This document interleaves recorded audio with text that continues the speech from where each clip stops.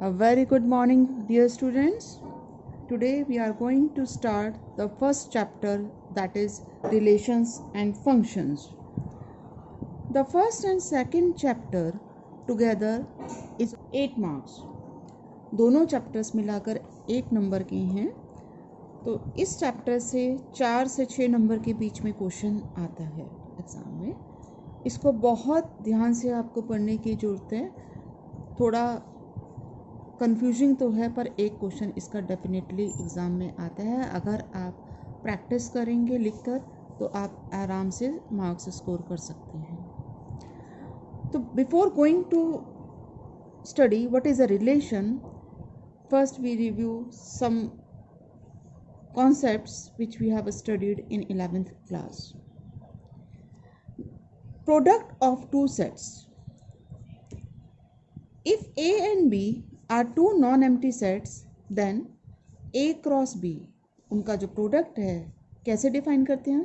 It is the set of all ordered pairs AB in which the first element belongs to A and the second element belongs to B. For example, if A set is 1 2 and B set is 6 10, तो जितने भी possible इसके orders बन सकते हैं वो हम A cross B में लिखेंगे. जैसे 1 का पेयरिंग 6 के साथ भी हो सकता है, 1 का पेयरिंग 10 के साथ भी हो सकता है. इसी तरह से 2 का पेयरिंग 6 के साथ भी हो सकता है, 2 का पेयरिंग 10 के साथ भी हो सकता है. How many elements are there? 2 elements इसमें थे, 2 इसमें, तो 2 cross 2 that is 4 elements will be there in A cross B. Now we define relation. Relation are from A to B. It is a subset of A cross B. ये A cross B का ही एक subset होता है relation.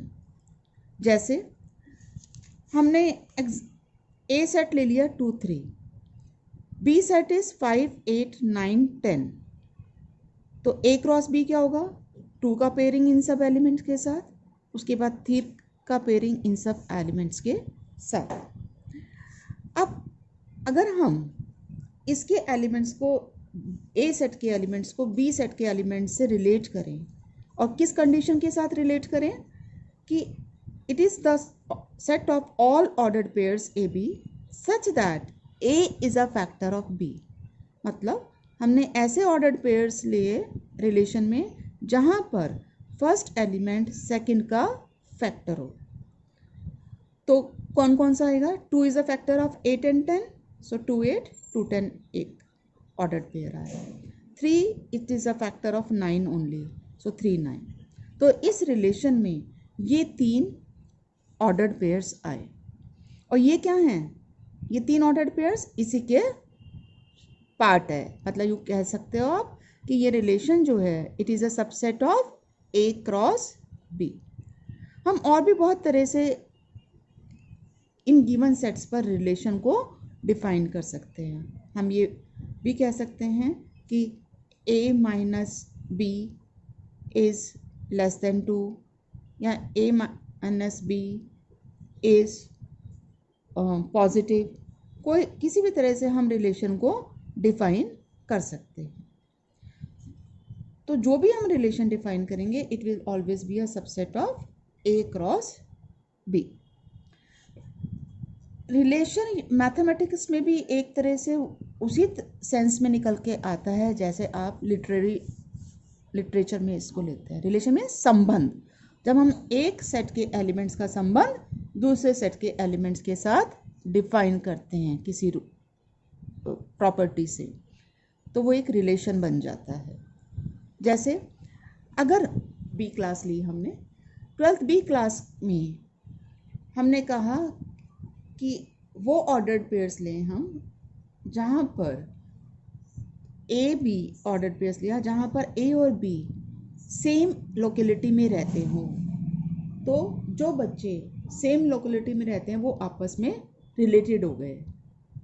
जैसे मान लिया अशोक नगर के बच्चे हैं, तो अशोक नगर में 4 बच्चे अगर रहते हैं तो वो चारों का आपस में रिलेटेड हो गए.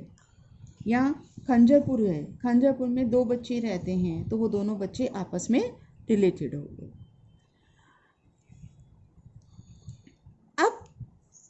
अगर कोई ऑर्डर्ड पेयर किसी रिलेशन को बिलोंग करता है तो हम उसे कैसे लिख सकते हैं? हम लिख सकते हैं ए रिलेटेड टू बी। जैसे हमने इस रिलेशन में ये ऑर्डर्ड पेयर्स हैं तो हम इस क्या कहेंगे कि 2 is related to 8, 2 is related to 10, 3 is related to 9। और जो ऑर्डर्ड पेयर्स जो एलिमेंट्स नहीं हैं, जैसे अब यहाँ पर 2 5 से रिलेटेड नहीं है तो हम क्या लिखेंगे? 2 इज़ नॉट रिलेटेड टू 5। अब बात आती है कि हम कितने रिलेशंस बना सकते हैं सेट ए से सेट बी में कितने रिलेशंस बना सकते हैं, क्योंकि रिलेशन जो है it is a subset of A cross B. इसका मतलब ए क्रॉस बी के कितने हम सबसेट्स बना सकते हैं उतने ही हम रिलेशंस बना सकते हैं। और कितने किसी भी गिवन सेट में अगर n एलिमेंट्स हैं तो उसके कितने सबसेट्स होते हैं? 2 to the power n। ये 11th में पढ़ा है हमने कि 2 to the power n subsets will be there for a set which is having n elements. अब अगर ए सेट में m एलिमेंट्स हैं और b सेट में n एलिमेंट्स हैं तो a क्रॉस b में कितने एलिमेंट्स हुए? mn। तो इसके सबसेट्स में कितने एलिमेंट्स हुए? 2 to the power mn, क्योंकि इसमें mn एलिमेंट्स हैं तो 2 to the power mn subsets इसके बन सकते हैं। इसका मतलब इतने ही रिलेशंस भी आप बना सकते हैं। Number of relations will be 2 to the power mn।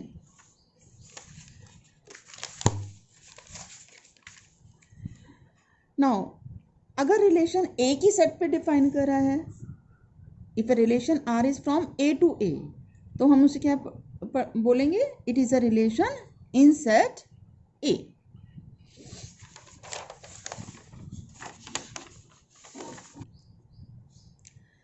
Now types of relation. For this let us take a set A as 1 2 3.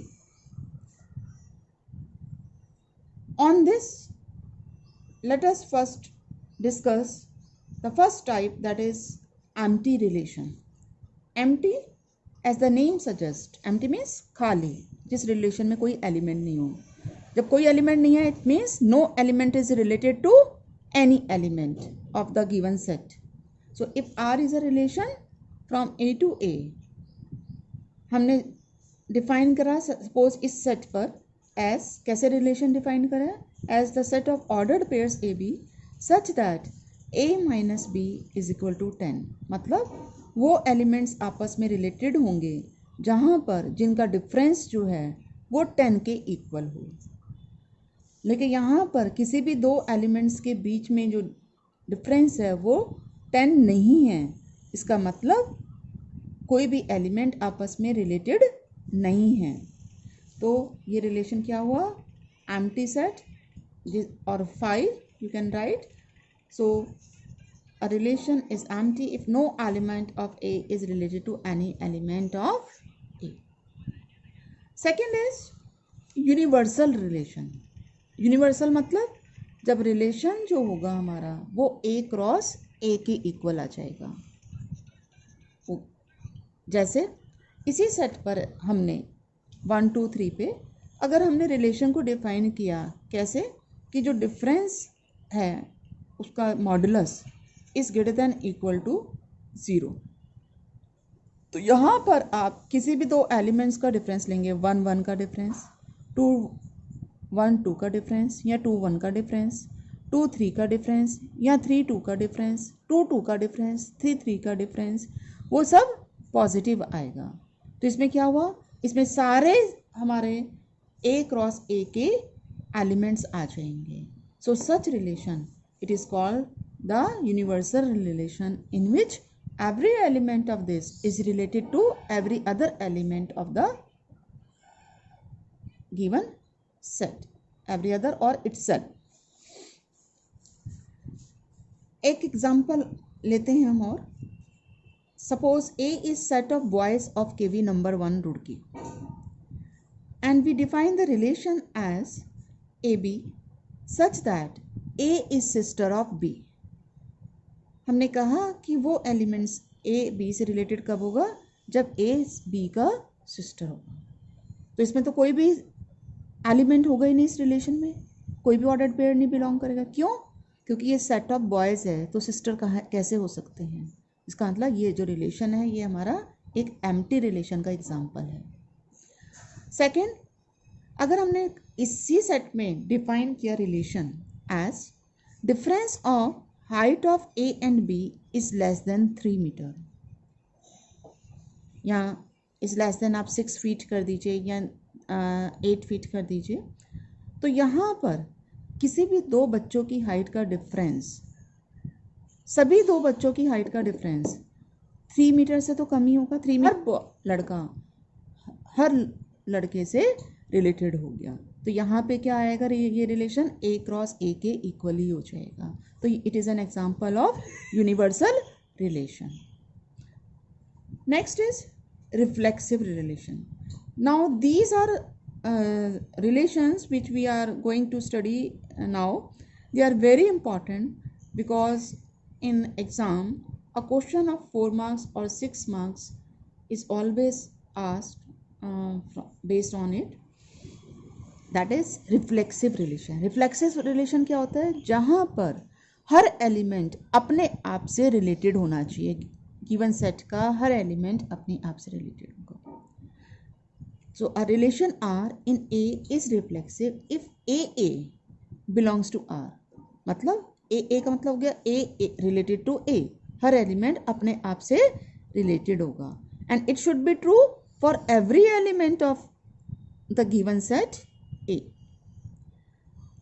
जैसे इसी एग्जाम्पल में जो हमने सेट लिया था 1 2 3, if I define the relation as those ordered pairs in which A minus B is 0, मतलब condition क्या रखी कि वो एलिमेंट रिलेट होगा दूसरे से जहाँ पर A और B का डिफरेंस 0 हो।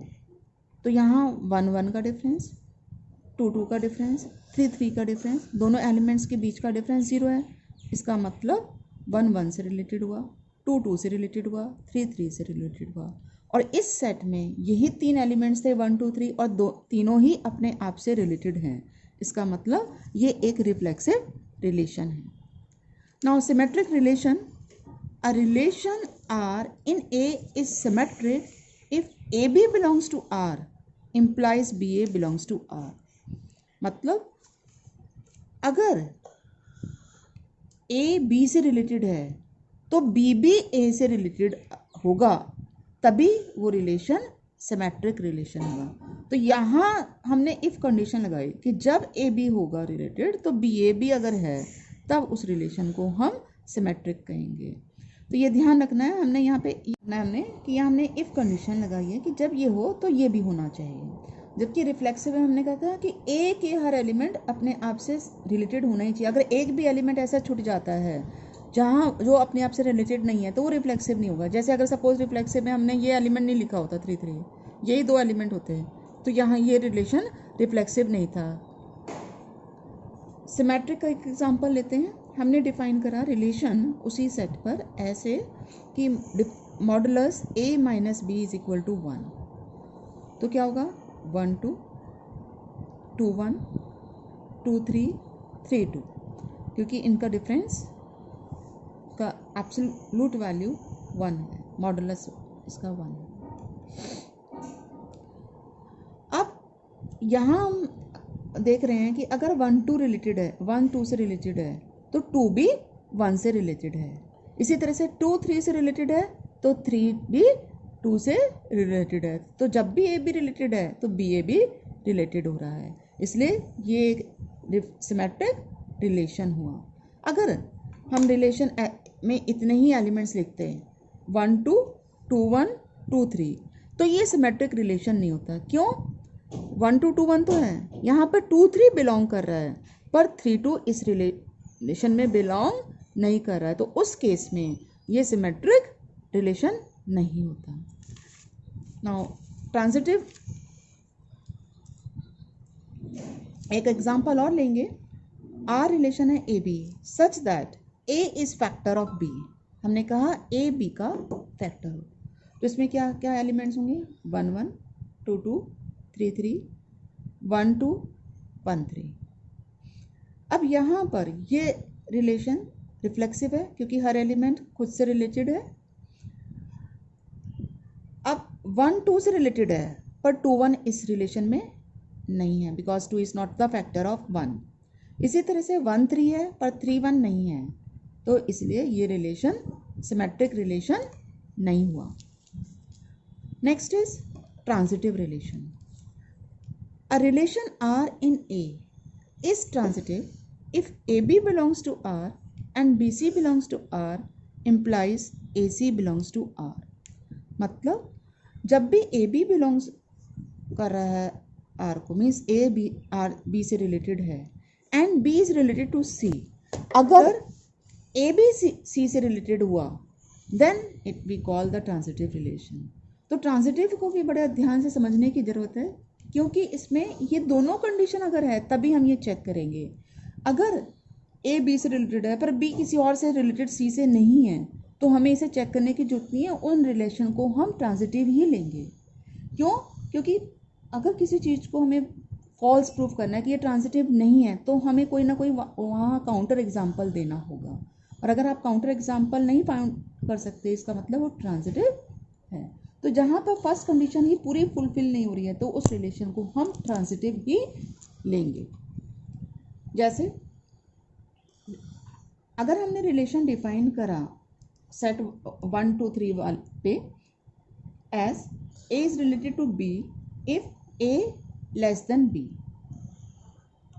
तो इसमें कौन कौन से एलिमेंट ऑर्डर्ड पेयर्स आएंगे? 1 2 1 3 2 3, क्योंकि 1 2 से लेस है, 1 3 से लेस है और 2 3 से लेस है। तो यहाँ पर ये रिलेशन रिफ्लेक्सिव नहीं है क्योंकि 1 1 से रिलेटेड नहीं है, 2 2 से रिलेटेड नहीं है। सिमेट्रिक भी नहीं है, क्यों कि 1 2 से रिलेटेड है पर 2 1 से रिलेटेड नहीं है, 1 3 से रिलेटेड है पर 3 1 से रिलेटेड नहीं है, तो सिमेट्रिक भी नहीं है। तो हमें सारे एग्जांपल्स देने की जरूरत नहीं है, हम एक ही एग्जांपल दे सकते हैं कि 1 2 से रिलेटेड है पर 2 1 से रिलेटेड नहीं है, तो ये सिमेट्रिक नहीं है। ट्रांजिटिविटी देखते हैं। यहाँ पर 1 2 से रिलेटेड है, 2 3 से रिलेटेड है, ये ए बी हो गया, ए रिलेटेड टू बी, 2 3 से रिलेटेड है तो बी रिलेटेड टू सी, तो 1 is also related to 3, that is A is also related to C. तो ये रिलेशन ट्रांजिटिव रिलेशन है, रिफ्लेक्सिव और सिमेट्रिक नहीं है। एक और एग्जांपल लेते हैं इसी में, A B such that A and B are prime. तो यहाँ पर ए की ऑर्डर्ड पेयर आएगा 2 3। अब ये रिलेशन हमारा रिफ्लेक्सिव तो नहीं है क्योंकि हर एलिमेंट अपने आप से रिलेटेड नहीं है, 1 से रिलेटेड नहीं है, 2 2 से नहीं है। ये सिमेट्रिक भी नहीं है because 2 is related to 3 but 3 is not related to 2।